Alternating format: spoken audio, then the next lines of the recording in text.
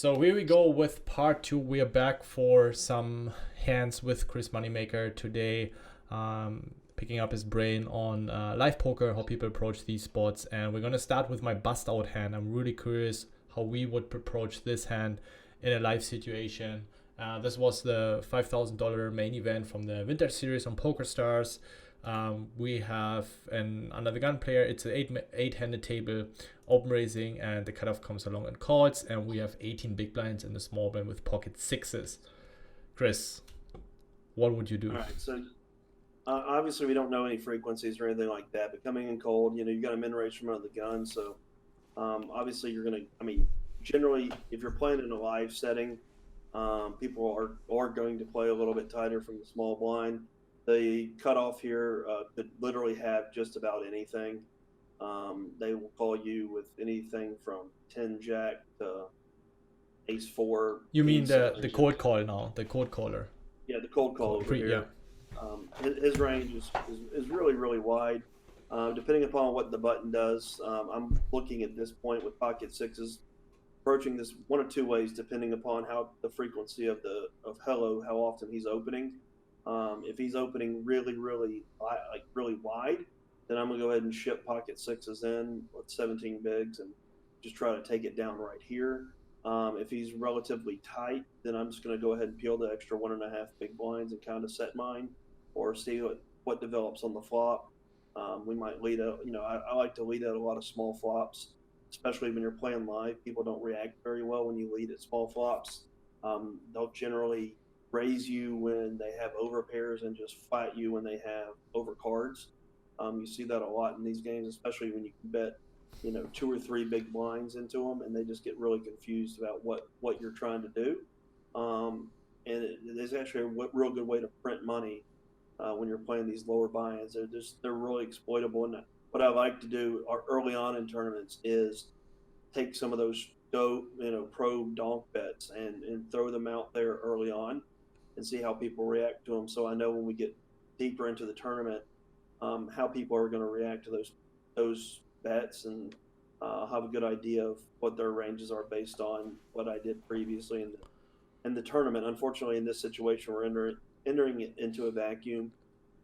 So just giving all the information that we have at hand. If the button folds here, I'm going to make a decision between just flatting with sixes or getting it all in. So you would never consider folding, of course? Obviously you can consider folding, but I generally I'm not going to fold for 1.5 bigs just too often. I think your hand's strong enough to see a flop. I would ship all in before I would fold. Again, I think you're ahead of, I can't read his name, but the cutoff's range. Yeah, Banikilvan. Really what you're worried, honestly, you're worried with pocket sevens. He definitely has pocket sevens and pocket eights here sometimes. Excuse me. And it just depends on how often hello's opening. But your hand definitely plays well enough to go ahead and get it all in pre-flop. But then, people do fold these small pocket pairs quite a bit, especially on a 17 big blind. It's one of the biggest leaks that a lot of people have. And whenever I teach people to play, it's always, if you're going to call off 17 big blind stack, the one thing you can't do is you can't just call it off and miss and fold all the time, because you're going to wind up with 8 big blinds and going all in, and you're going to lose your pocket kings to ace 5 or whatever, and you can't blind yourself out. So you got to make strong moves, and you got to make a decision based on the history of hello and Bonte here. How often are they opening, and are they getting out of line, and his pocket six is going to be ahead of their range? Yeah. Based on a lot of history playing online in the past, I would say that's the case, and I would probably more often than not be shipping pocket sixes here, trying to get it all in pre-flop. I'm glad to hear that. I really like your approach with leading on the flop, especially from the small line. You're not going to be calling so many hands anyway, so your range is actually relatively strong. A lot of flops. You don't have so many crap hands as you have from the big blind. Really like your also quite exploitative approach there post flop. I have to add though, it was 20 to the money. However, we were in 85th position and 71 were paid. We were 85 of 90. So we can't all fold our money into the money. So we have to double up. Otherwise, we're going to be we might be end up if we fold, ending up with 1 or 2 big blinds in the money, but that's also not very appealing. No. So the ICM should be relatively low, so we can approach it as a chip EV situation. And yeah, as you said, I also decided to shove here, and unfortunately kind of woke up with aces, which kind of hurt. Fields being that's obviously in his range. You have to always include aces in the range. Yeah, but if he has aces in his range, I mean, not sure how much he's gonna have kings and queens, but yeah, I didn't expect aces, but I do expect if they're both so deep, he will have 10s and 9s and 8s to a certain frequency. He will have ace queens, of course, but he's also going to have ace jack off. He might even have ace 10 off here, peeling 2 big blinds on the cutoff. He knows that Hello Todd is going to be opening any suited ace. He's going to have for sure king queen off. He might even have king jack off. So I think a lot of hands in his range that play call forward against our shove. And oh, for sure. I think he has a ton of hands in his range that are going to call fold. Now, just unfortunate you caught the top end of it. I do like the fact that he did flat call with the aces with a 16 and a 20 big blind stack in the blinds. I mean, yeah, you guys wake up with any kind of reasonable hands, you're more likely going to be shipping, and his hand is hitting really well. So, I mean, I do like the call, and I'll make that call a lot when I'm playing. Maybe not with 16 and 22 bigs. When you play live, more people will tend to call off more frequently with 16, 20 big blind stacks. When you're playing online, people are more willing to get it in, and they know ranges. People, when they're playing live, a 20 big blind shove, just unless you're playing with an experienced online player, it doesn't happen very often. Most of the live guys are going to peel and see flops and fold more often than not. Okay. That's where you can really play exploitably and take advantage of it when they're playing too tight. Yeah. But giving it the fact that it's an online and it's more seasoned, if I'm playing with good players, then I like the limp a lot. Yeah. Playing against weaker competition, I don't like the aces limp so much because you're just not going to get that many people coming over the top of you as often. Yeah, you mean cold call? Yeah, I don't like cold calling with the aces against weaker competition because you're just not going to get shipped on as much. That's true. Yeah. They might just be calling the ace jacks or pocket sevens to see a flop instead of shoving, being scared of running into a better hand, but as part of the job. Right. And long term, it will hurt your win rate because you're just gonna always pay these 1.5 or 2 big blinds additionally, and instead of, whereas when you reshove, especially from the big blind, it's very profitable because we have one player left to act, and chances are less that he wakes up with a hand, so it makes it more appealing for you to shove. Yep. I like the shove, just ran into the aces. Kind of sucks. Yeah. A spot that I'm very intrigued about what you have to say here is where we open up the ace-8 off. Very good board for my range. I don't necessarily want to talk too much about post-flop because, as you know, c-betting, checking, both options are fine. He's having a lot of crap like king 4 off that we protect against. These offsuited combos are a ton in his range. And this board is good for range. So turn is an ace, we hit our ace. And I decided to go for a second barrel. Would you choose a different sizing? Would you consider checking sometimes here? How do you perceive people, especially live tournaments with a queen or 10 on the ace? Are they very honest? Is it a good spot to bluff? Is it a good spot to remain aggressive? Because it should be obvious he doesn't have that many ace-x floats on this flop. Like if he has ace 5 off or ace 7 off, he's not going to call. So what do you think here? How people perceive a barrel on the turn? So if you're playing a smaller buy-in tournament, to be perfectly honest, I love delay c-betting more than anything else. That's one of my favorite things to do. So when you get a flop like queen 10-3, if you check back, your opponents, obviously it's kind of player dependent, but a lot of times they're going to either try to take it from you and your ace is going to be good. You can call down with an ace, or you pick up a turn card like this, and a lot of times they'll try to represent it. If I did bet the flop in this situation, I like your bet sizing on the flop. I'd probably go down a little bit. I don't go as high on the turn. One, because if you do go this high, a lot of times when you bet small on the turn, you're gonna get all the 10s to fold. You're gonna get the queens will call, but your 10s are gonna fold out. It's good for balancing to have this much, but honestly, I generally always try to bet lower, bet smaller, especially in smaller fields. I like to control the pot size so I can, do this with king 7 and 5-6. I don't want to be doing this too often with, if I have 5-6 in this spot, am I really going to be putting in 6.35 big blinds? I just don't think I am that often.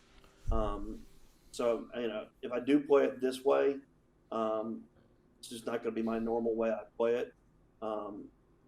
So I don't think I would be in this spot. I think I would bet. I like your bet on the flop. Like I said, I would probably go closer to 4 bigs, about half, maybe a little less than half the size pot. Or I'll check back here quite a bit as well and control the pot size.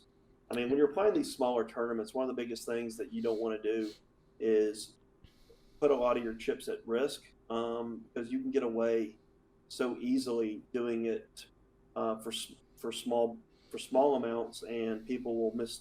If you bet 4 bigs and instead of getting the 10 to fold for 6.35, they're going to call a lot of the 10s. They'll call, all their 10 jacks, 10 kings, which they probably still do for 6.35, but they're going to fold their 10 8s and 10 7s, which they might call for 4. I think you just get more people making mistakes that people don't like to fold. So I try to give them more reasons to call if possible. Yeah. Fair enough. I was exactly that what you just mentioned was spinning around in my head, because on the one side I wanted to continue with a weak 10 or weak queen, maybe queen 4 off, but on the other side then I also want to charge the jack 10s, the queen jacks, the king 10s, these hands that are a pair and a gutter. Even if he has something like jack 3 suited, king jack, if I bet too small, he gets a good price and he's not making a mistake. But on the other side, then I fold out hands that I would like to keep in, and also for my bluffs, of course. To be honest, I would probably also size down my bluffs a bit, because if he has a queen 4 or 10-5, I just try to attack those hands, and if I have value, I just size it up. Like I just play it super exploitative. But yeah, I think also the turn is not such big of a deal. But here, assuming, let's say we have 9-8, let's assume we barreled our 6-5. Would you think this is a good spot to continue bluffing on the river in live poker? No, in live poker, I would never really continue bluffing here. I would almost always just give up in a small buy-in tournament. If they're calling you on the turn here, I mean, the only hands you're really going to get to fold are your 10 jacks, or your they're not really calling you with bare kings or bare jacks. So I mean, you have 5. I mean, more times than not, you're going to be dead. They're going to call you with queen X, and they're just never going to fold. I don't want to say ever.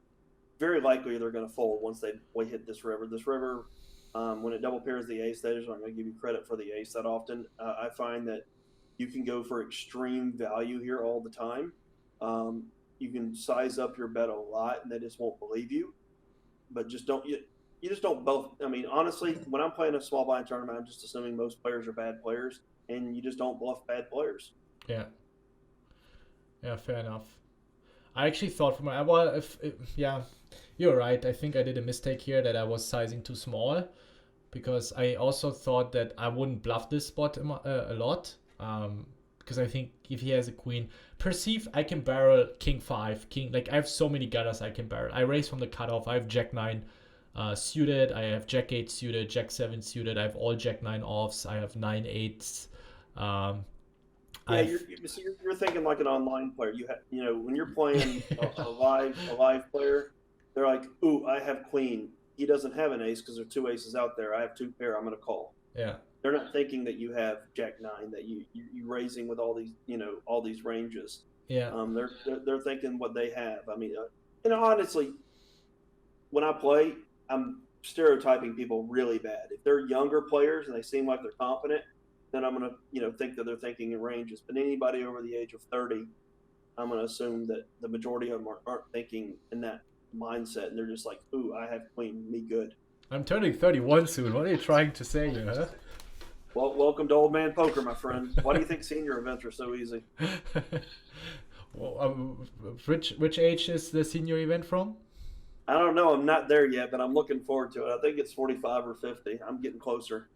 But you're looking young. You're looking younger than on TV, to be honest. Yeah, you're sweet. I'm that serious, by the way. So anyway, I decided to pick a smaller sizing. I think you're right. I think also online, he was tanking for quite a while.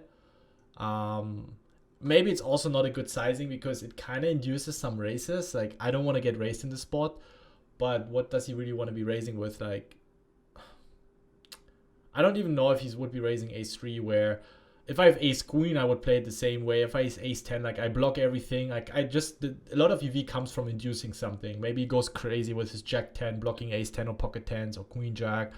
I don't even think he raises king-jack, so it's like he has to bet on me hero calling. Then plus I still have all the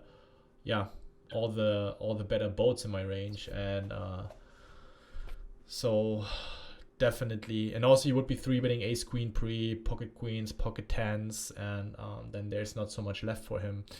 So, but yeah, as you said, I think people are going to be quite sticky here with the queen, so I think I should just go very polar. I mean, this sizing also allows me to value bet perhaps kings and king queen. It definitely opened, I'm always been a big proponent of down betting and betting small. So, I mean, I don't mind your 7 from a balancing standpoint. But again, you don't want to be raised. I just don't think you're going to be raised here very often on a bluff. It's just very rare that you're going to see it, especially in a live setting. Yeah. Even online, I don't think you're going to see it that often that someone's going to come over the top of you with a pure bluff with like 10 jack. Obviously it does happen, but I think the frequency is quite low. Yeah. So I don't mind the smaller bet size. But again, I think if he's going to call 7, he would probably end up calling something along the lines of 14 with a queen as well. And honestly, if I'm bluffing here, I would want to try and go to 14 instead of the 7 number. I think it just gets through more often. Yeah, I mean, it's also can end up in a sick level war. If you bluff this sizing, he's like, what the fuck, he's never bluffing this sizing. Then he folds his jack 10 or king 10 or queen 9, It's like, it's a cheap bluff, so it looks like a value. It's a fun size. That's why I like betting down a lot, because it does mess with people's heads, especially when you're playing live and you're staring at them. Online, I definitely don't mind the sizing. I would probably choose the smaller sizing online. But then there would be other times that I would just freaking blast 24 bigs in there. Yeah. And, the guy thinking, what the hell, and he's going to call me down with a random queen just to think that I do have jack 9 or, some kind of busted draw. Yeah. In hindsight, I would have definitely loved seeing myself betting bigger here on the river. I just have so many value hands. But yeah, I didn't. He folded. But he tanked for quite some time. I was like, what is he tanking with? That was an interesting one. It's more about the flop. We call 8s, I think, pretty standard from the small blind. He has 44 big blinds. He raises from a middle position. We have 8s with 100 big blinds. Big blind has 90 big blinds. I think 3-betting is fine, protecting your hand. Knocking out the big blind, calling is fine. I think it's very player dependent. This player doesn't strike me as very aggressive with squeezing. He's a good player though, but against other players, I would definitely prefer 3-betting this hand. However, I remember about 6 years ago, not to cut you off, but I remember conversation I had with a player during the main event, and I was 3-betting a lot, and he was on the table, and he had just moved to the table and noticed I was 3-betting a lot, and he just, we started talking, and he came over and he's like, is day 2.5 of the main event? And he's like, yeah, I haven't 3-bet one time in this whole tournament. I think he's trying to get me to stop 3-betting maybe, but he said there's so many bad players I just don't like to 3-bet. And I actually asked him about this later, and he sort of confirmed that, he just doesn't 3-bet a whole lot against weaker competition. And, this was before he had his magical run. It was Justin Bonomo. It was several years before he went on his sick heater. So, he was under the thing back then, at least, that he just doesn't like to 3-bet very often against weaker fields. So, and I kind of in that same approach too. I don't like to 3-bet, especially out of position, a whole lot. Yeah, it's very player dependent. It makes sense if you play in a sub because you invite more players to come along, especially multi-ways players overvalue their hand strength. If you have a top pair 4-way, it's just not as good anymore, and I feel like still no limit, hold them attached to top pairs, really strong, and you're at least going to be paying 2 bets no matter if they're pot bet or 2/3 pot bet, and you can definitely leverage your edge over your competitors if you invite them to play pots with you. So anyways, I like the call. Okay, I'm happy to hear that. So now I face a very big bet, which I didn't expect, especially on this board. Also blocking some good bluffs in his range. How do you perceive that? I'm generally going to call the first bet. I mean, you know, again, I'm going to look at the guy's frequency of c-betting. How often is he firing, especially that size bet? You know, a lot of times when people are playing live tournaments, they vary their bet sizes, like which you obviously shouldn't do based on their hand strength. A lot of times when you see a bet like that, it's a lot of times it's like a hand like jacks or queens that are afraid of the ace. They want to find out the information right away, and it's more of a fear type bet. The problem is with eights is a lot of the fear hands that they're afraid of, they beat you anyways, and it's kind of hard to bet into him in later streets, even when he checks on the turn. It's just a tough hand to play. Generally, I don't like just open folding when I miss and I have middle pair. But given the sizing, if this was a live tournament, I'm probably just going to go ahead and fold the eights and find a better spot and move forward, and not risk the 4 blinds. I even think that online, I mean, he cannot expect me to fold 7s or 8s here. I think he maybe tried to exploit the population, also including me, that he thinks, well, I have my ace-10. I know he's not going to fold 5s to 10s here, so I can also start betting big right away and get maximum value. So I actually ended up folding here right away because I have so many ace-X I'm calling here. I have flush draws. And it's such a low EV call anyway, and I don't need to get involved. And then, then you end up getting a club there, and then you start contemplating to turn your hand into a bluff, and then you get bluff catch, and then, the pot is getting bigger and bigger, and then you're like, you just should have folded the flop. And I kind of had this feeling in this moment as well that this hand is not going to be turning out nicely. And maybe he re-leveled me. I don't know, you never know. But for me, I personally felt very confident in folding here right away on the flop. Against this sizing, to be honest. Again, we came to the same conclusion. I would have folded that sizing. And again, you're going to fold the best hand sometime, as you know. I mean, you can't. Yeah, of course. Sometimes you get bluffed. Sometimes I don't mind losing against a couple of guys that might exploit me, but I think against the population, against all the other 97 out of the, let's say, 100 player pool, it's going to be a good lay down, I think.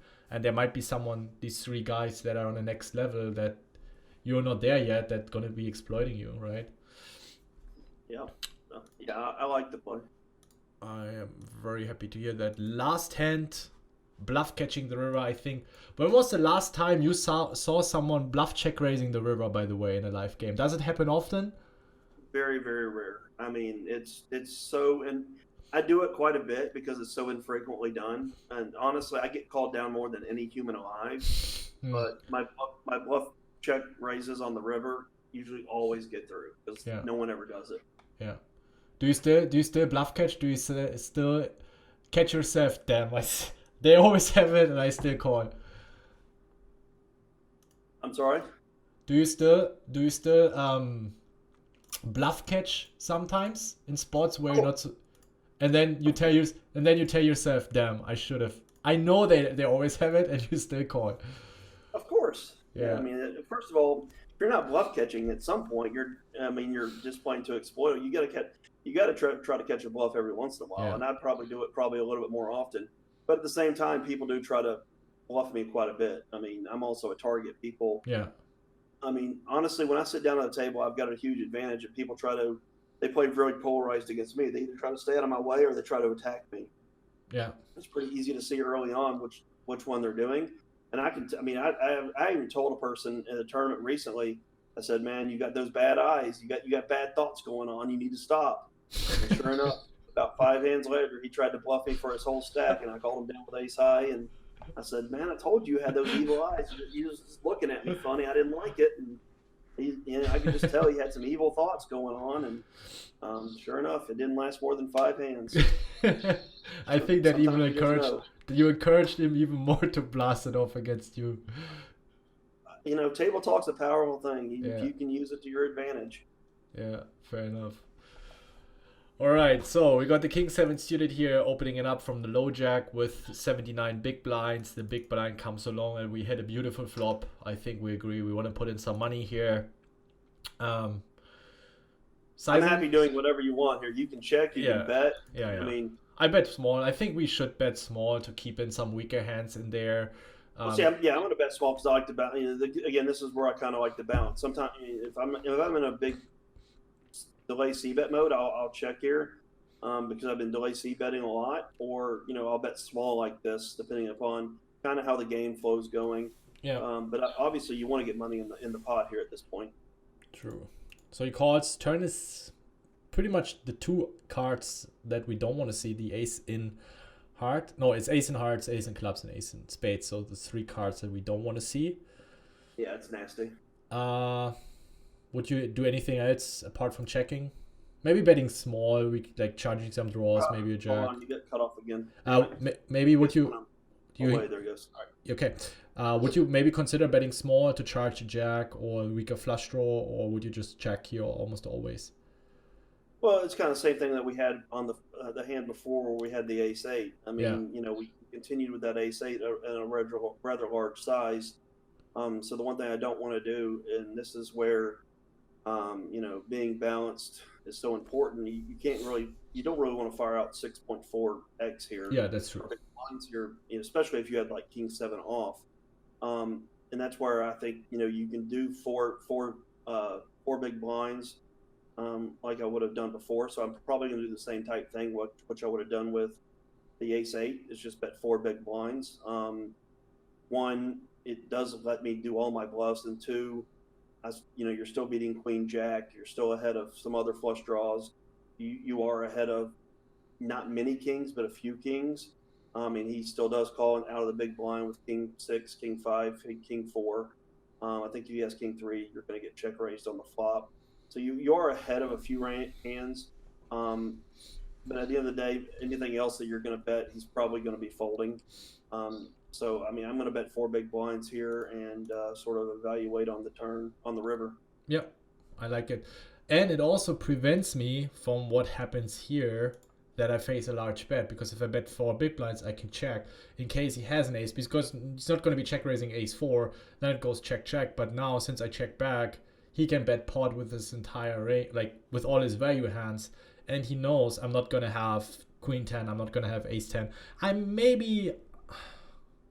even going to have Queen 10 and diamonds hard. Like if you have straights, you want to keep value betting here, so he can just go ahead, and even if he has King Queen, I'm barely going to have an ace here.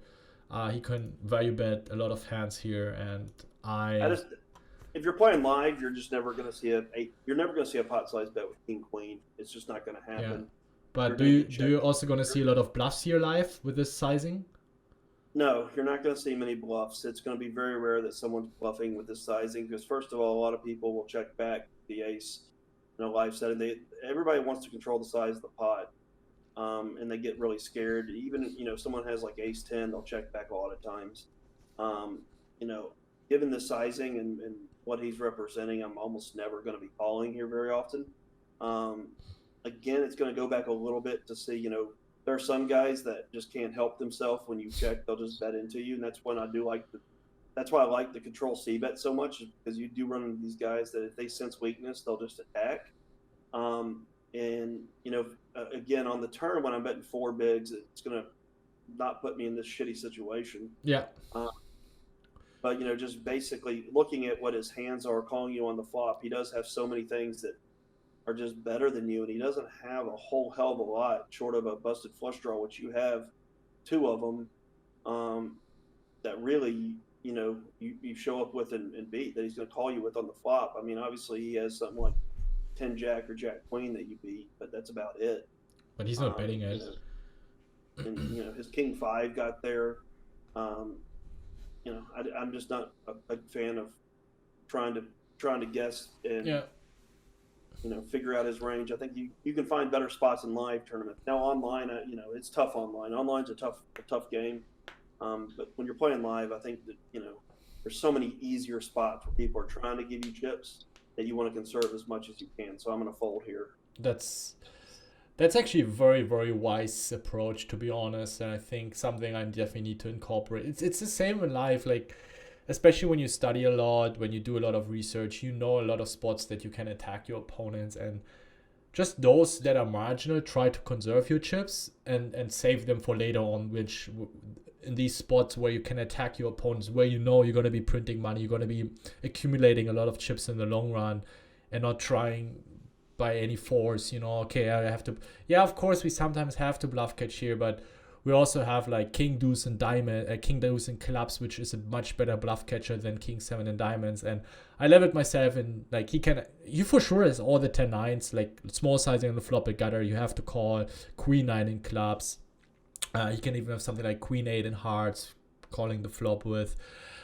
He could be messing around with pocket deuces or pocket fours, turning it into a bluff. It's like, and then you start leveling yourself and trying to find all the bluffs that he can have, and then you click the call button. Of course, he has ace-3, and it just such a recurring pattern, especially on ace-high boards where the board is in the ace-high runout. They know you're never going to fold an ace, and you're also very likely not going to fold a king. So they just go for the biggest or biggest, greediest sizing in order to extract the maximum value. And he got me there. He got me pretty good, and definitely like your approach more. And I think very, very, very not results orientated. I prefer the fold here as well. I think we are, that's already it. Quick and sexy. Thanks for definitely helped me a lot. You coached me with some life wisdom that I can definitely incorporate in my game as well. Still trying. Sometimes I feel like I'm putting myself in these marginal spots too often that I can easily avoid, and just waiting, being more patient. When you're playing online, I've always learned it's just so much. You're going to be forced to put yourself in those spots. When you're playing live, I mean, honestly, it's just easier to keep it simple. Keep it simple, stupid, or whatever. I mean, you make your decisions easy. A lot of times, I can coast through a tournament without any really tough decisions and just accumulate chips by people. There's so often in these smaller events that you can just raise any two cards in late position and just c-bet the flop or delay c-bet the flop, and they're going to fold to you. And it's just printing money. So you don't really have to put yourself in these spots to where you're trying to guess if the guy's bluffing you or not. And generally, when those bet sizings come up like that and those type boards, they're just not bluffing you. They just always have it. And I'm a big proponent of calling down light and being a bluff catcher, but I've done it enough to know that in a live setting, when people are betting like that, they generally just have it and just find a better spot. But obviously it's a much different game online, and I think every single hand we came to the same conclusion except for that last one. And playing online, I might have played that one more the same way you did, because I generally think that people are playing online are just tougher and better and are thinking in more of ranges and will try to bluff more often. It's always easier to bluff when you have another tournament going on, or you can click and just play another one. I always say when you're playing live, people got in the car, drove over there, spent the time. They value their life more than they do in an online tournament where you can just click a button and re-register for another one. A lot of times when you're playing live, that's the only tournament going on that day. That's the only thing you can play, and you travel all the way there to play it. So people do value they play survival mode a lot more than they would if they were playing online. Yeah, true. So against certain opponents, of course, you need to develop a certain sense for it. You would definitely just go hardcore and try to bluff, like not hardcore, but you would be fairly aggressive against those opponents. Yeah, I mean, you can definitely pick spots to where when people are there and they want to make a deep run, they want to go home and tell their wife that they made the money or they made a deep run. They are playing ultra tight. Yeah, you can multiple barrel into them quite a bit, and the third barrel is always the toughest to call. I mean, if I'm going to be risking chips, it's going to be me being aggressive 3-barreling people. Yeah. And a lot of times you're going to get away with it. It's very rare that you feel like you're in a good spot and you 3-barrel and you get called. Because, again, most of the players play so face up that when they have something, they're going to check raise you. And when they're calling, they usually just have top pair. But the one thing I don't do is I generally don't 3-barrel bluff on ace-high boards. Ace-high boards generally in the smaller buy-ins, they do call with more aces than what you would typically see. They're going to have more aces in their range than what we would normally find in an online game. And once they hit that ace, they just aren't good enough to fold it. So it doesn't matter how much pressure you put on them. If they have an ace in their hand, there's an ace on the board, they're just generally not going to fold. So on ace high boards, I generally don't put a ton of pressure on. That's when if I don't have it, I've put some pressure on them one time, and they've shown resistance. I usually just pack it up and move on to the next hand. Yeah. So usually, let's say 10-high board, 9-high board, jack-high board, where you also have a bunch of overpairs where they know, okay, you still have so many overpairs, and they can put you more value hands in there. I mean, the board comes 10 high, and I know that I can represent overpairs, and also if an overcard does come, I can really hammer the shit out of them. Yeah, I can get them to fold a lot more frequently than you could, say, in an online tournament, and that's where you really take advantage of it when the flop comes 10-5 deuce, and you make a bet and they call, and even if a 7 comes on the turn, if you bet big enough, a lot of times they're going to call, but sometimes they'll call that second barrel, and you just kind of hope that a queen or a king peels off, or even an ace peels off on the river, and you can really bomb it at that point, and it's amazing how many folds you'll get. Yeah. Great advice. advice. If you get an ace peels off on the river, that's just a match. The ace is such a pivotal card when you're playing live, because so many people play it and they're so afraid of it. Most people don't value bet like they should when they're playing live. They whenever they make a hand that's a value hand, they check it down because they're so afraid of getting check raised, even though they never do. But also, if they have top pair and an ace comes, they're just so afraid that people have it, they just fold. They'll show you the 10 and throw it in the muck so many times, and you're like, man, just unlucky river. Kind of unfortunate. Obviously, if you have the ace, you try to show it to them, but more times than not, you're going to muck your king queen and move on. Yeah. Man, that's some great advice. Thank you so much for sharing that. And guys, share some love for Chris. Hit the like button. Share some. Maybe you have a question in the comments or any kind of feedback on the hands. I'm curious to read that. I will answer them. Again, Chris Moneymaker, thank you so much for taking the time. Really appreciate that. And maybe we're going to see each other soon in Barcelona. Maybe the World Series. Or maybe the World Series. The World Series. All right. Thanks for having me on. Good talking to you. Have a good one. Good luck with grinding and all the best. Bye-bye.